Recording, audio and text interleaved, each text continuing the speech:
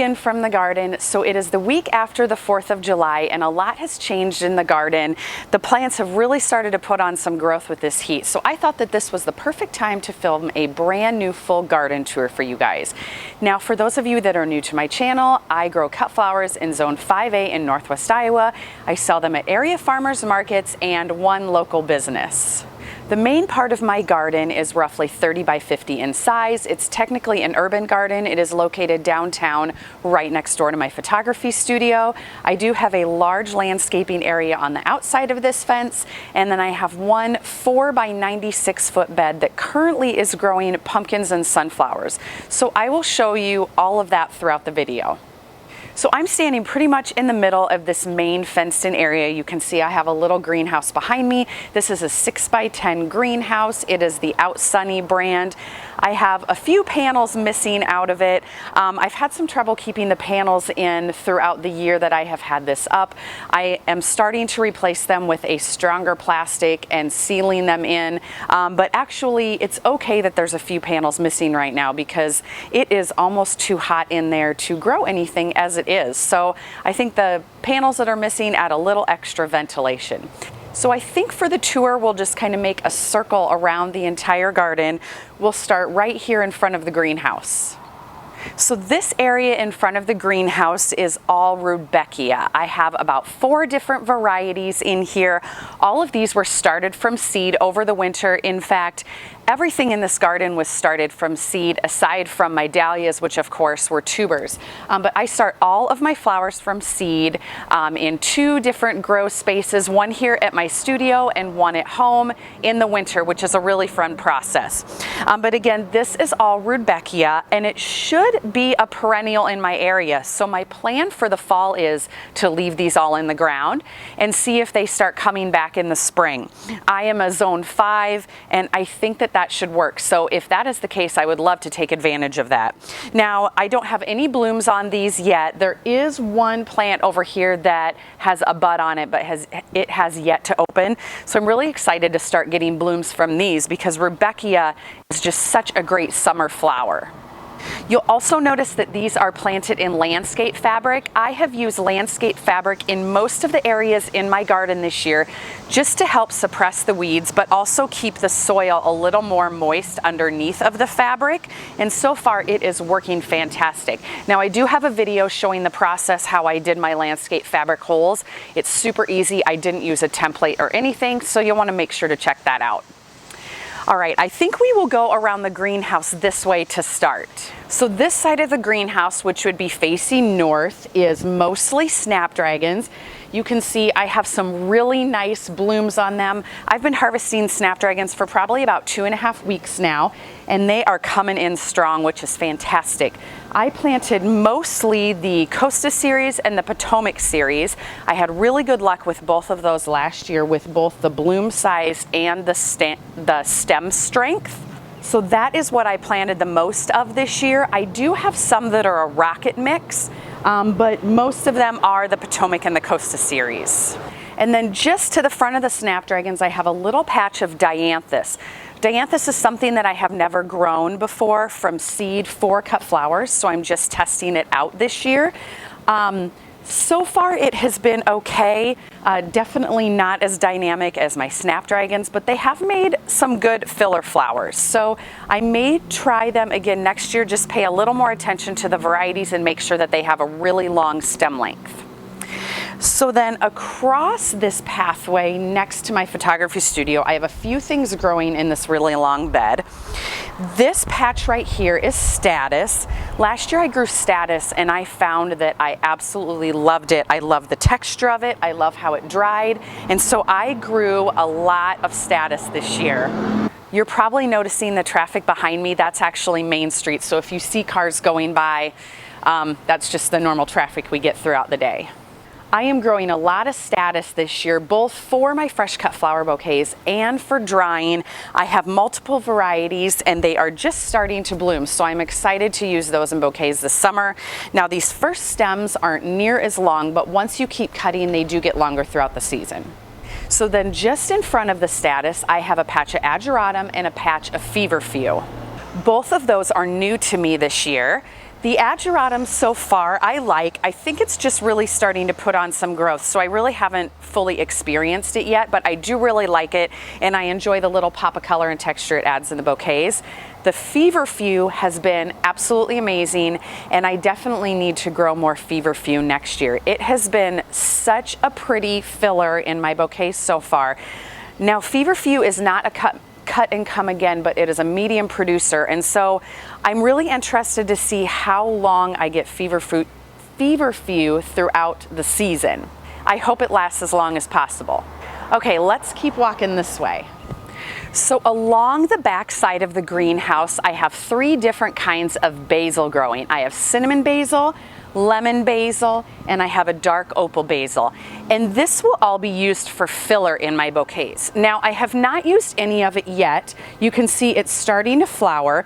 And honestly, this lemon basil particularly is a little bit short. I would only be able to use this in a jarred arrangement. So I think what I'm gonna do with this is I'm gonna try and shear it all off and then see if it will flush new growth that is much taller that I can use in my market bouquets. I've noticed that the cinnamon basil is a little bit taller. The dark opal basil is just a little bit taller, but they still aren't quite that height that I need them to be. So if you've had experience with basil with the height, comment down below and let me know your experience. But for right now, I think at least with this lemon basil, I'm gonna try and shear it off and see if it grows again much taller. Now looking this way, you can see all of these rows planted in landscape fabric. These are all of my zinnias. I have 4 rows. They are all spaced 9 inches apart. This row I have 4 rows within the row, and the other rows I have 3 rows, and then I have about 1.5 to 2 feet walking space in between. I wanted to make sure to leave enough of a path in between because I know that these are going to really thicken up and kind of droop maybe a little bit in the walkway, and so I wanted to make sure to freely be able to walk between the plants. But I have so many zinnias planted. I don't know if this is too many compared to the other types of flowers that I'm growing, but I know last year I did not have near enough zinnias, so I wanted to make sure to have plenty this year.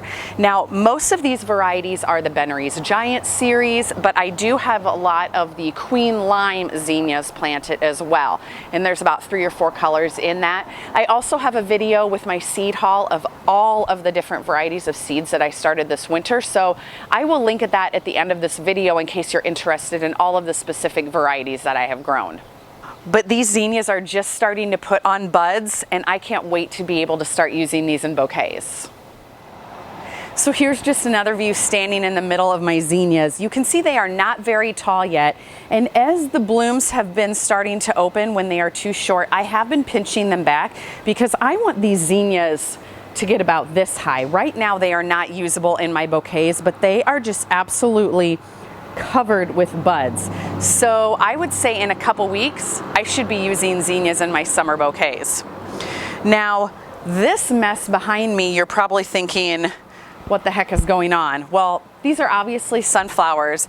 I did not plant these this way. These are all self-seeded sunflowers that grew on their own this spring. Now, these are all pro-cut sunflowers, and I can see a couple of them are starting to branch out into multiple stems. I will be cutting them before they have a chance to grow like that, but most of them all are getting buds on them, and I can see a couple of them actually are starting to show a little bit of color, and so I'm thinking I might have some sunflowers next week. So pro-cut sunflowers are a one and done sunflower, so these will not be here much longer. As soon as the petals start to lift off the face, I'm going to be harvesting these, so all of this area will be cleared out and can get direct sunlight, because I do have some sunflower seeds planted in this bed over here. They're just starting to pop up out of the soil, but this is where my other succession plantings of sunflowers will be. Now, I mentioned that 96-foot bed that I have growing space with sunflowers. I'll show you that, but that is my first succession planting of sunflowers, and those are not this far along, but they're starting to put on some really good growth. So I'm guessing in the next week or two all of this will be gone. I can do another succession planting of sunflower in this bed that will get plenty of sunlight, and I should be harvesting sunflowers all through the end of September. Okay, let me show you the dahlias that I have growing right behind my zinnias. So this is one of the beds of dahlias that I have in this garden. I have 2 rows of dahlias in this space. This space is about 4 feet wide. I have the plants spaced about 18 to 2 feet apart, and then each tuber was planted 12 inches apart this way. And these are starting to put on some really nice growth. I just weeded this area, and to be honest, it was kind of being overtaken by grass, and so they could be a little bit farther along than they actually are, but I am really happy with how they are looking so far. Now I see a little bit of bug damage on some of these leaves, so I think I'm gonna have to start watching this closely to see if I need to treat this with anything organically. This is actually kind of the one that has the most damage, but overall they are really doing well. Now this year when I ordered my dahlias, I really tried to pay attention to the height of the plant so it was tall enough for cutting, but I also tried to order varieties that were all prolific bloomers, which means you get a lot of blooms throughout the season, because I want to make sure to take advantage of the small growing space I have and get as many dahlia blooms as possible. So this is one area that I have dahlias. When we get to the other end of the garden, I'll show you another area that has more dahlia plants. But let's continue on this path and go around this way. So when I was kneeled down in my dahlias, you probably noticed these 2 raised beds behind me. These were the beds where I grew some of my ranunculus corms, and I have since pulled those out because they are done for the season, and I have filled this with a succession planting of basil. So I have a few cinnamon basil planted in this bed, and then in this bed I have mostly dark opal basil. They are also tearing down a building across the street, or part of a building, so if you hear some beeping in the background, that's what it is. Hopefully my mic is covering that up. But anyway, I have dark opal basil in this bed, along with a few asters that are finally starting to put on some growth.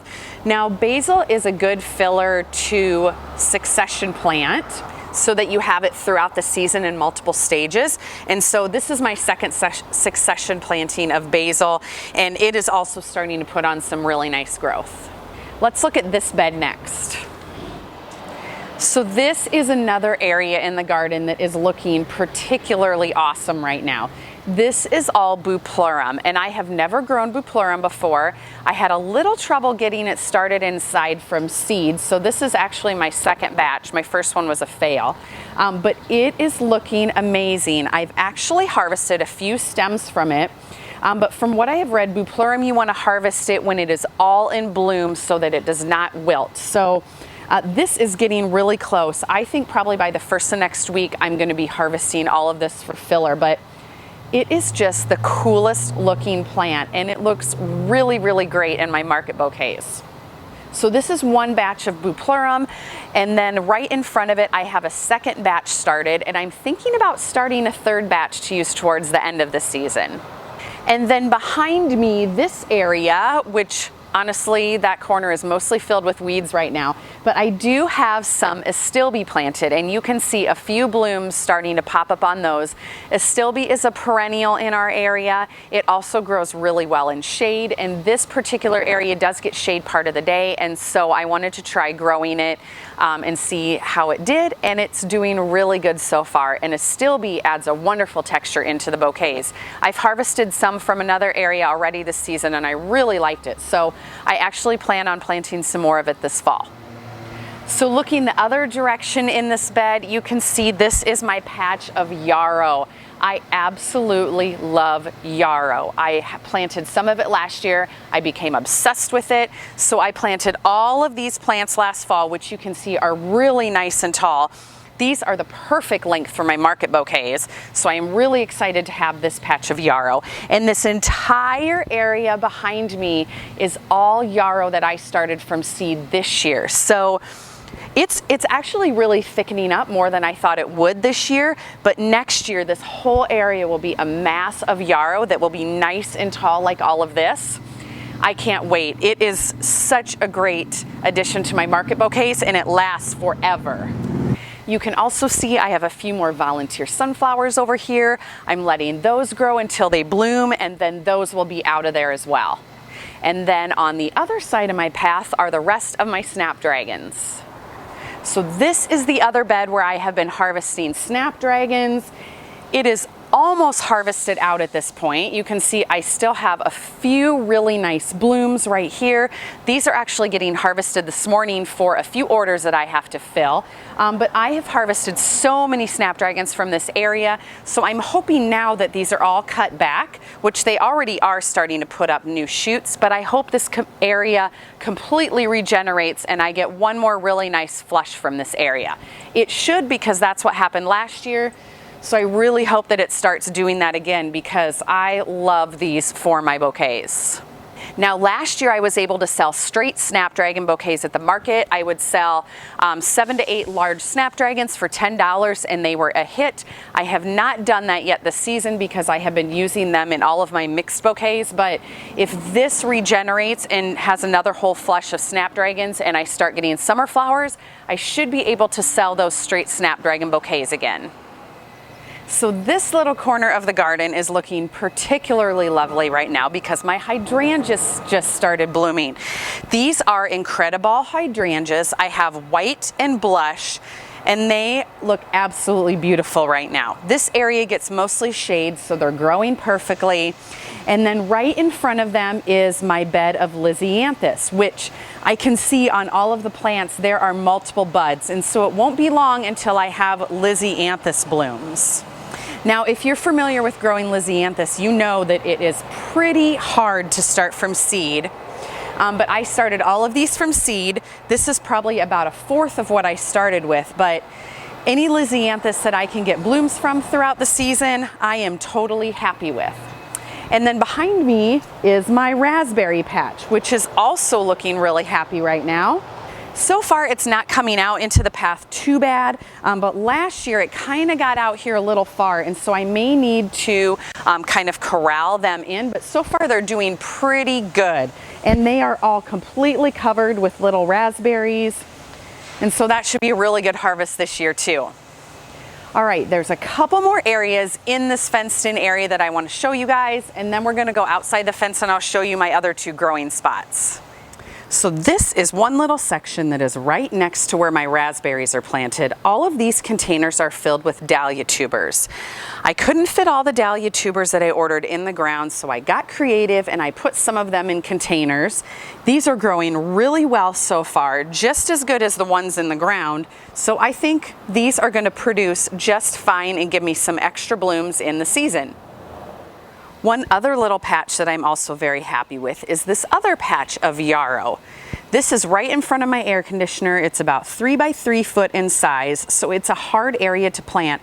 So I just plugged about 12 yarrow plants in this area, and they are starting to put on blooms. You can also see I have a couple weeds blooming in here. I will get those pulled this afternoon, but this area is one little extra area that's giving me some extra filler for my bouquets. I try to take advantage of every spot possible in this garden. So this part of the garden probably underwent the most transformation last year. I will put a before picture up on the screen because it's pretty unrecognizable. But last year my dad and I decided to redo this lean-to that came off the back of my studio, which I call my garden shed, because it is full of all of my garden supplies. When I enclosed this whole area with a fence, the only way to get in and out of the garden was a gate. And it just wasn't convenient because I'd have to come out of the back of my studio, walk all the way around. So I wanted to be able to come right from my garden shed into the garden. So we added this door, we completely rebuilt the wall, we put on the cedar shakes, and then we built the pergola, and it is such a fun space. So it was a lot of work, but I am so glad that we put that into it, because my plan for the summer is, well, besides being able to sit out here and relax when I eat my lunch during the day, in between my photo shoots, but I also would like to host a couple events in the garden, maybe a bouquet bar, and I think setting up the bouquet bar under this pergola and letting everyone come in through the fence, you know, and walk in and see the garden, I think that that just sounds like the perfect scenario for me. So later in the summer, when all of my dahlias and zinnias and everything is exploding and I have too many blooms to know what to do with, I probably will be hosting a bouquet bar, so I'll make sure to show that to you, but I'm thinking this would be a perfect little spot for that event. Now my other patch of dahlias is right next to the pergola here, and this is a larger area. These are not quite as far as long as those dahlias. Those were planted first, but these are starting to put on some really nice growth, and they should fill this entire area, which will be awesome. And then on the other side of me, this long bed, this is filled with my Celosia, which is also really starting to put on some nice growth. I recently did some pinching of this Celosia, and it's starting to really branch out now. So I should get a lot of blooms from all of these plants throughout the season. And then in the corner of this bed, I have one little patch of cress. Cress is a one and done, but a really great filler, and so I wanted to try that out this year as well. So I have a little patch of cress in the corner with netting on it. And if I really like that, that's something I'll probably grow more of next year. Okay, so I think that I have shown you guys everything that is in this inside fenced-in area of the garden. Let me take you outside of the fence and show you an area where I have a lot of perennials planted, and then I want to show you where my pumpkins are. So this area is still being developed, but I would say it's about 8 feet wide, and then it's that 30 feet long, just like the rest of my garden. And this is mostly perennials. You can see I have some yarrow, rudbeckia. There's small rudbeckia plants here. This is a catmint. I have some annual sunflowers here. This is Russian sage. This whole area is all annual plants. There are marigolds, gomphrena, more celosia. This area here along the fence is all cosmos. I have some echinacea. And then over in this corner, I have some amaranth that should get pretty tall and fill in this area. And then if you'll notice over on the left, this is called a Titan squash tunnel, and I have tiny small pumpkins growing at the base of each leg of this, and they should vine over and cover that entire trellis. So within a couple months, this entire area should be full, and I should be able to harvest a lot of blooms out of here as well. I also like to use this area for photo shoots for senior photos. The girls love being photographed in flowers, and it's really nice to be able to step right out the door of my studio and be able to do that. Okay, so this is the last area of my garden that I want to show you guys. This is the bed that I was talking about that is about 3 to 4 feet deep and 96 feet long. It stretches the whole length of this co-op building that is next door to me. And you can see I have pumpkin plants growing towards the front of the bed. So these should all vine out onto my concrete and rock area. They did last year really well. And so these will grow this way. And at the back of the bed, I have my first succession planting of sunflowers growing. And as you can see, they're putting on some really nice height. So my plan for this space is to let the pumpkins grow throughout the season, harvest them in the fall, and then I do a really, really large market at the end of the year that I will be taking my pumpkins to. This is the first succession of sunflowers. They're all pro-cut again, so I will harvest these out. I have a second succession planting of sunflowers in the front here in the middle that I'm hoping will be able to grow big enough before the pumpkins fill in to get a few more blooms off of that. But once these sunflowers are harvested, and depending on how the pumpkins grow, I may be able to plug in a few more at the back, and I may not. So we'll just kind of see how the season goes. But again, I like to take advantage of all of my space as much as possible. So I may be able to even plant another planting of sunflowers in this area after these are done. But this space has been such a great added space for me to grow pumpkins for extra sales. I also have a whole parking lot area behind me that I plan to start developing with more growing space because I just don't have enough growing space. You can always have more. So this fall, I plan to develop that a little bit, and I will make sure to share all of that with you guys. Okay, so that's going to do it for this video. I hope you guys enjoyed seeing what the garden looks like right now in July. I will probably be doing more garden tours throughout the summer because, as you know, everything changes so drastically when you have that summer heat. So I can't wait to see what the garden looks like even in a week or two. But anyway, I better get going. I have flowers to harvest because I have about 4 more orders to fill this morning. So I better get going on that. But stay tuned for a lot more cut flowers throughout the season. We'll see you soon.